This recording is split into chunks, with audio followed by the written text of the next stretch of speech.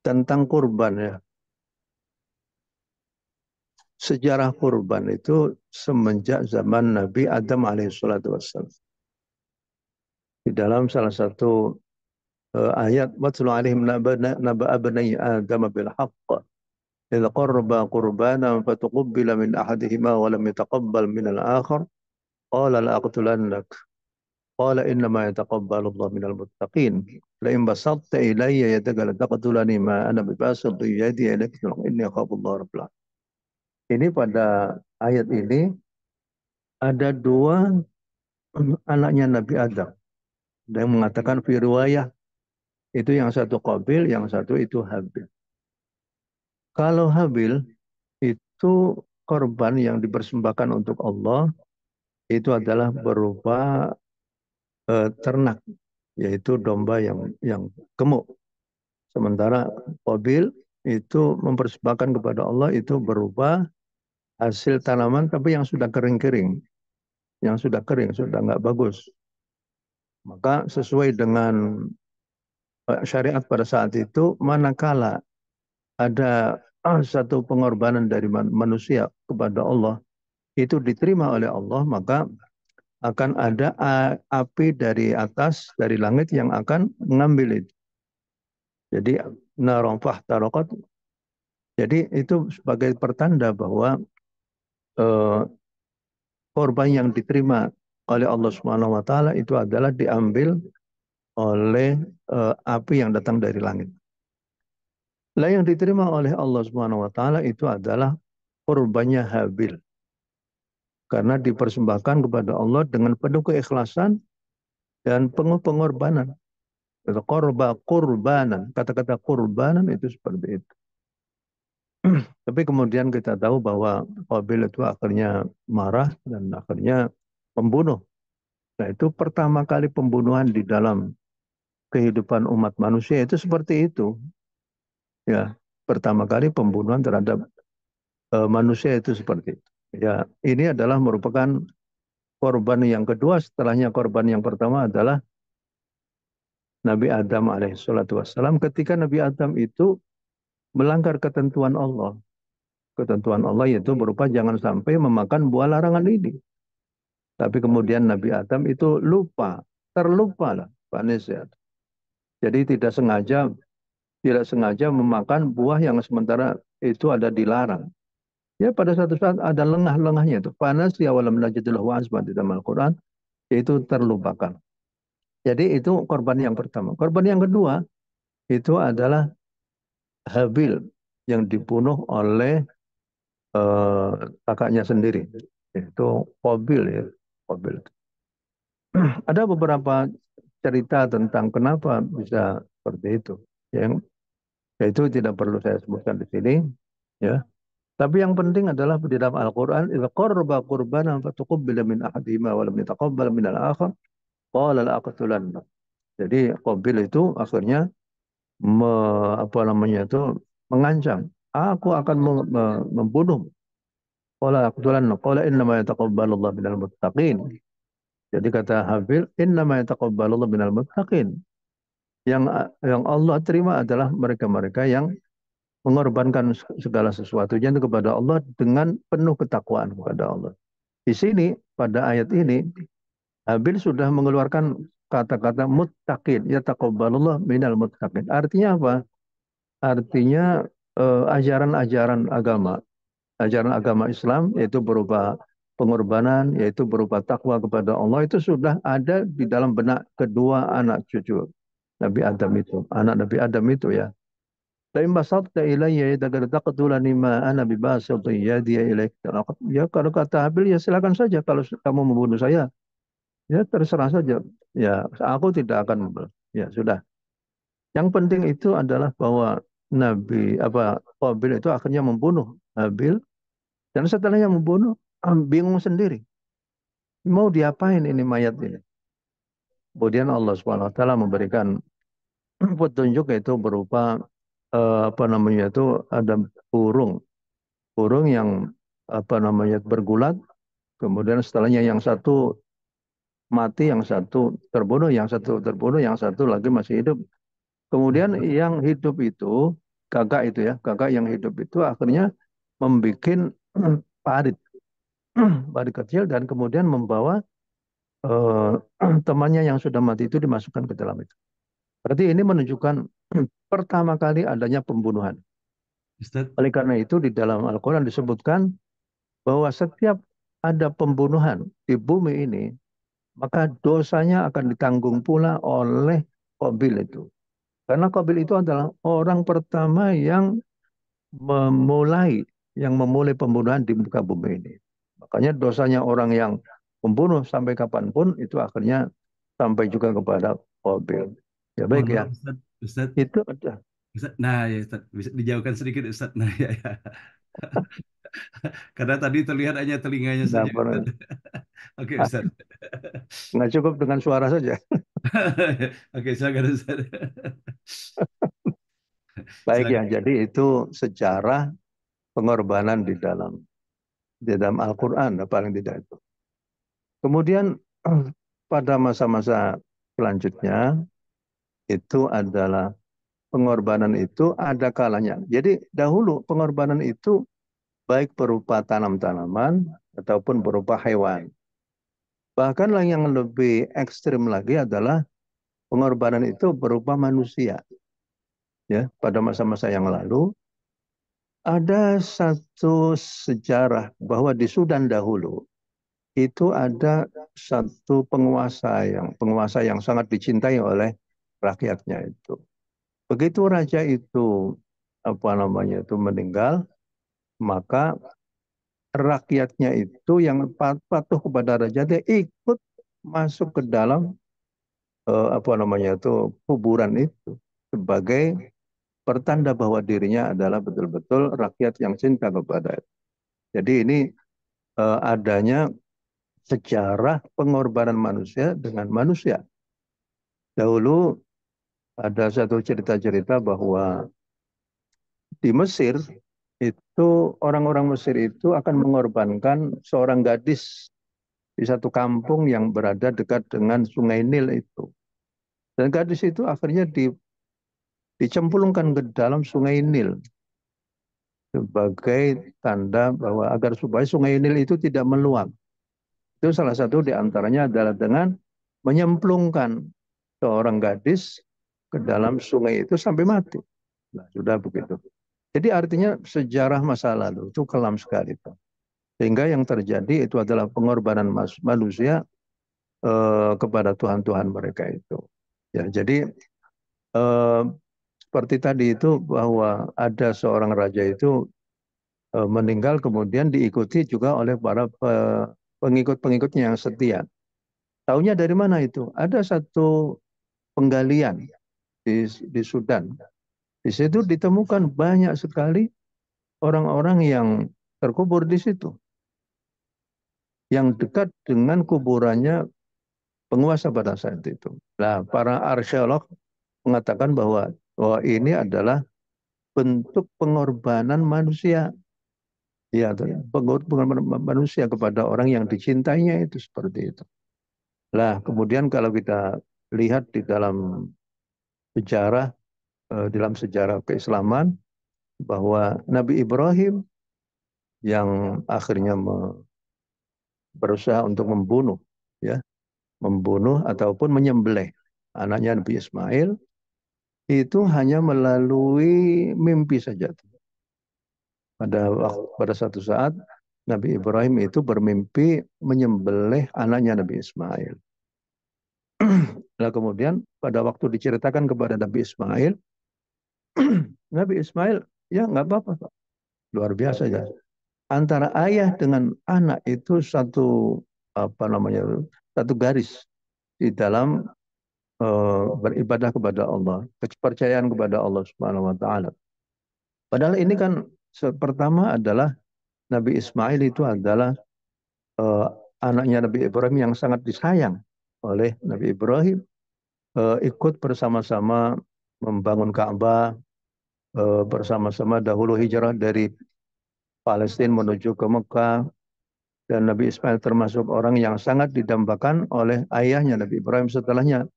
Nabi Ibrahim berumur 80 tahun masih belum punya apa-apa, belum punya keturunan. Begitu keturunan, Allah Subhanahu wa taala memerintahkan kepada Nabi Ibrahim untuk menyembelih. Sudah tentu ini adalah merupakan apa namanya itu teatrikal ya, teatrikal sejarah masa lalu dan ingin membuktikan bagaimana ketebalan keimanan Nabi Ibrahim alaihissalatu wassalam terhadap Allah Subhanahu wa taala. Nabi Ibrahim walaupun itu hanya bermimpi dan kita tahu bahwa mimpinya para nabi-nabi itu adalah berupa wahyu. Kalau Nabi Muhammad itu bermimpi segala sesuatu, yaitu wahyu juga. Di dalam surah Yusuf ada sekitar empat peristiwa tentang apa namanya itu takwil mimpi ya, takwil mimpi itu. Artinya dalam kehidupan manusia ada namanya apa namanya itu hubungan manusia dengan Allah itu dengan apa namanya itu langit itu dihubungkan melalui mimpi-mimpi itu. Ya, jadi mimpinya Nabi Yusuf, kemudian mimpinya ayahnya Nabi Yusuf, mimpinya apa namanya orang yang masuk penjara, gitu, mimpinya raja pada saat itu, artinya adalah dunia mimpi itu sudah ada pada masa lalu. Ya, jadi pada Nabi Ibrahim alaihissalam Nabi Ibrahim berkata kepada Nabi, Inna ara fil manami anni azbahuka fanzur madza tara. Azbahuka itu kan merupakan sesuatu yang luar biasa. Bagaimana teririsnya hati Nabi Ibrahim ketika harus menyembelih anak yang sematawayangnya itu. Jadi disembelih lagi. Disembelih itu kan dengan apa ya? Dengan parang ataupun dengan sesuatu yang tajam, dengan dengan apa? Dengan tangannya sendiri. Nah, itu kan luar biasa. Lain kalau seandainya dikubur hidup-hidup ataupun dimasukkan ke dalam sungai ataupun apa itu. Tapi ini disembelih dengan kedua tangannya. Itu kan luar biasa itu. Jadi Allah Subhanahu wa taala ingin menguji sampai sejauh mana ke apa kecintaan Nabi Ibrahim itu kepada anaknya atau kepada Allah Subhanahu wa taala. Begitu juga Nabi Ibrahim ingin menguji pula apakah yang dia cintai itu adalah tanah leluhurnya ataupun Allah Subhanahu wa taala. Ya, Nabi Ibrahim ya mengikuti saja apa yang dikatakan. Apa sebabnya yang menyebabkan Nabi Ibrahim itu seperti itu? Karena pada waktu masa mudanya Nabi Ibrahim sudah diperlihatkan oleh Allah Subhanahu wa taala yaitu tentang keajaiban Allah melalui alam semesta itu sebagaimana firman Allah wa kadzalika nuri Ibrahim malakutas samawati wal ardi wa liyakuna minal muqinin. Kami perlihatkan kepada Nabi Ibrahim tentang kebesaran Allah di alam semesta itu. Dan setelahnya diajak piknik oleh Allah Subhanahu wa taala menjelajahi alam semesta, baru Nabi Ibrahim itu Nabi Ibrahim itu mengetahui ini Allah yang maha besar itu, bukan arca-arca yang disembah oleh kaumnya itu. Maka setelahnya itulah Nabi Ibrahim berdakwah kepada kaumnya dan kita tahu bahwa kaumnya tidak mau dan kemudian Nabi Ibrahim itu memporak-porandakan apa namanya itu arca-arcanya itu dan kemudian Nabi Ibrahim harus di apa namanya dihukum itu dengan dibakar. Jadi pada waktu itu Nabi Ibrahim juga masih bersikukuh bahwa ini adalah perbuatan yang berat. Pada waktu mau dibakar, malaikat Jibril menawarkan kepada Nabi Ibrahim, wahai Ibrahim, kamu butuh sama aku apa enggak? Kalau kamu bilang butuh, maka seketika juga apinya Raja Namrud itu akan apa, terpadam. Aliyah haja, apakah kepadaku kamu masih membutuhkan pertolonganku? Kata Nabi Ibrahim, terhadapmu aku tidak butuh. Aku hanya butuh kepada Allah Subhanahu wa taala. Ya, amma ilaika fala wa amma ilallahi fabala. Terhadap dirimu wahai malaikat Jibril, aku tidak butuh pertolonganmu. Aku hanya minta pertolongan kepada Allah Subhanahu wa taala. Nah, itulah luar biasa lah puncak daripada kesadaran keimanan seorang Nabi Ibrahim itu diuji dalam beberapa ujian-ujian yang luar biasa itu. Ya Allah Subhanahu wa taala akhirnya Allah Subhanahu wa taala itu mengetahui bahwa ketebalan keimanan Nabi Ibrahim itu luar biasa, maka Allah Subhanahu wa taala memberikan satu atribut yang luar biasa, yaitu berupa inni ja'iluka lin-nasi imama. Ya, di dalam surah Al-Baqarah juga disebutkan wa idzi batala Ibrahim rabbuhu bikalimatin fa atammahun. Qala inni ja'iluka lin-nasi imama qala wa min dzurriyyati qala la yanalu ahdu dzalimin. Nah, ini ujian kepada para nabi itu lebih dahsyat daripada ujian kepada kita-kita sekarang ini. Kalau kita sekarang diuji melalui sakit, melalui hartanya berkurang, ataupun penghasilan sudah tidak seperti dulu lagi. Itu ujian-ujian. Ditinggal sama istrinya, ditinggal sama anak-anaknya. Ya itu kalau diukur dengan apa ujian yang kepada Nabi Ibrahim, ya itu masih ujian tingkat kanak-kanak kita ini. Kalau Allah menguji Nabi Ibrahim itu sudah tingkat perguruan tinggi itu Pak. Wah itu jadi. Nah kemudian kita tahu bahwa setelahnya itu Nabi Ibrahim itu pada waktu mau menyembelih Nabi Ismail, pada saat itu pada saat itu Nabi Ismail itu dihadapkan dengan mukanya Nabi Ibrahim. Antara mukanya Nabi Ibrahim dengan mukanya Nabi Ismail itu berhadapan-hadapan.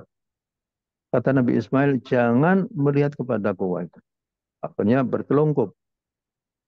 Lalu kalau seandainya melihat mukanya, siapa orangnya yang sabar, yang tabah. Melihat anaknya sendiri mau dibunuh ataupun disembelih dengan parangnya itu, dengan goloknya itu. Akhirnya Nabi Ismail disuruh bertelungkup, sehingga yang kelihatan itu adalah bagian belakangnya saja. Begitu mau disembelih, setelahnya Allah tahu bahwa apa apa namanya kebenaran Nabi Ibrahim terhadap mimpinya itu sudah sampai kepada puncaknya, bahwa ini adalah betul-betul akan menyembelih. Maka barulah Allah Subhanahu wa taala sudah tahu, setelahnya tahu bahwa Nabi Ibrahim itu sudah bertekad untuk menyembelih karena perintah dari Allah Subhanahu wa taala melalui mimpi, maka pada saat itulah Allah itu me, eh, mem- mem- apa namanya itu menggantikan Nabi Ismail itu eh, dengan kambing dombanya itu. Nah ini cara Allah Subhanahu wa taala menguji kepada keimanan Nabi Ibrahim, tapi juga menjadi pelajaran bagi kita sekalian. Itulah Nabi Ibrahim yang harus kamu ikuti. Anit tabi' millata Ibrahim hanifa. Ikutilah agamanya Nabi Ibrahim. Ya, jadi kalau para nabi-nabi itu kata Nabi Muhammad SAW, asyadul bala al-anbiya. Itu cobaan yang paling dahsyat itu adalah terhadap para nabi-nabi. Coba saja Nabi Nuh berdakwah 950 tahun. Nabi Zakaria itu sampai digorok, sampai digergaji. Nabi Yahya juga demikian juga. Nabi Yakub juga begitu. Nabi Ayub juga demikian. Nabi Adam dan lain sebagainya. Itu asyadul anbiya al-anbiya. Maka oleh karena itu bukan berarti mereka yang menjadi pesuruh Allah Subhanahu wa taala itu mereka duduk enak saja di hotel misalnya yang ada AC-nya, yang ada ini dengan berbagai macam fasilitasnya, nggak ada itu. Semua nabi-nabi itu dicoba oleh Allah SWT untuk menjadi pedoman bagi para pengikut-pengikutnya. Demikianlah itu nabi-nabi atau para rasul-rasul itu tidak duduk di singgasana yang banyak. Ya kecuali Nabi Sulaiman. Nabi Sulaiman itu beda lagi. Untuk memberikan penjelasan bahwa orang kaya itu nggak apa-apa. Kayaknya seperti Nabi Sulaiman itu juga. Sekarang ini ada orang yang menghitung kekayaan Nabi Sulaiman itu berapa triliun katanya tuh. Wah, tapi yang penting itu adalah bahwa kekayaan itu bukan sesuatu yang dilarang di dalam Islam. Boleh saja kekuatan apa namanya itu orang kaya, ya, tapi juga ada apa namanya itu ada cobaan. Cobaan kepada Nabi Sulaiman juga ada itu. Ya, saya nggak jelaskan sekarang ini. Karena tema kita pada hari ini adalah korban. Ya, setelahnya Nabi Ibrahim menyembelih dombanya, maka itu akhirnya menjadi sunnah atau menjadi cara beribadah untuk menggantikan pengorbanan atas manusia. Pada masa-masa lalu itu pengorbanan dengan manusia ataupun dengan apa namanya pada Nabi Adam sudah ada pengorbanan dengan kambing, dengan binatang, begitu aja. Kalau dahulu pada masa Nabi Nuh itu juga ada, gitu. Jadi ini sejarahnya panjang sekali dan saya kira pada masa sekarang ini pengorbanan harus terus dilaksanakan. Ada pengorbanan yang berupa fisik begitu ya, tapi ada lagi pengorbanan yang berupa non fisik yang jauh lebih anu lagi. Kita ada bagaimana kita melihat orang-orang Palestina yang sedang itu, ya perlu kita bantu, ya pengorbanan juga itu. Jadi yang penting itu adalah kita melakukan sesuatu ibadah, kita mengorbankan apa yang kita miliki, yang kita senangi dari apa yang kita miliki itu untuk diberikan kepada orang lain.